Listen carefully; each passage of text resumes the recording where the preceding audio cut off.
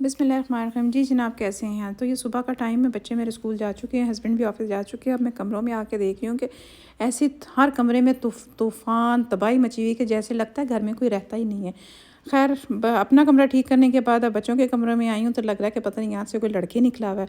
उफ तौबा, बच्चों का तो कोई हाल नहीं। कभी कभी ऐसे ऐसे कमरे ठीक करके जाएंगे, कभी बिल्कुल ही निस्ता नाबूद करके चले जाएंगे। खैर दोनों बच्चियों का कमरा ठीक ही है, इनको सारी चीज़ों को ऑर्गेनाइज़ करके रखा है। इधर बेटे के कमरे में गई हूँ तो ये काफ़ी हद तक कमरा ठीक था, बस कर्टन वगैरह मैंने पीछे से हटा दिए ताकि कमरे में सनलाइट आती रहे, क्योंकि सनलाइट ज़रा रूम में रहे तो अच्छी रहती है, स्मेल वगैरह भी नहीं होती है। खैर सुबह का टाइम है, जल्दी जल्दी मैंने कहा आज मैं सारे काम कर लूँ। लाउंज में आई हूँ।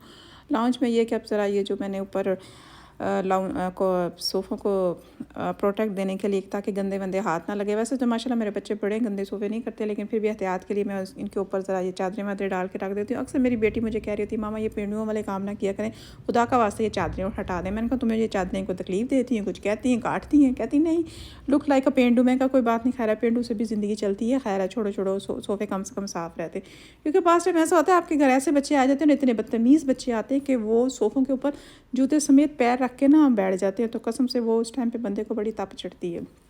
तो बस इन्हीं चीज़ों से बचने के लिए ना मैंने अपने सोफ़ों को बड़ा साफ़ रखा हुआ है। तो बस ये है कि सारी अब मैंने ऊपर से सारा क्लीनअप कर लिया। अब नीचे का जो क्लीनअप था, वैक्यूम शैक्यूम था, वो मैं ऑलरेडी कल कर चुकी थी। ये वो काम था जो मेरा डेली रूटीन में चल रहा होता है। अच्छा, मैं कभी कभी सोचती हूँ यार, हम हाउसवाइफ की क्या ज़िंदगी है। मतलब ये कि आप काम काम काम काम करते करते हमने लगता है दुनिया से चले जाना है।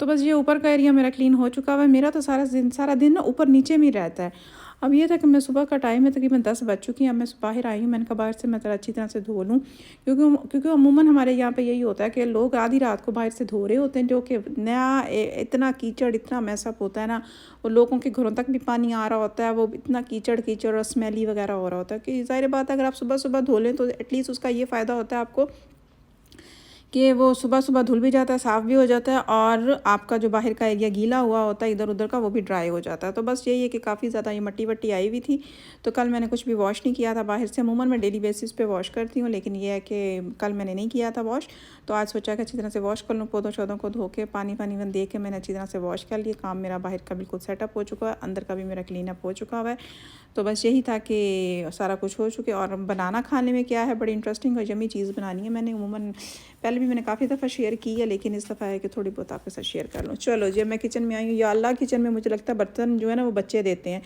बर्तनों में बड़ी तंग हूँ मैं। धो के ऊपर जाती हूँ, पीछे से फिर बर्तन इकट्ठे हो जाते हैं। मुझे नहीं समझ आती बर्तन बर्तन बर्तन क्या होता है।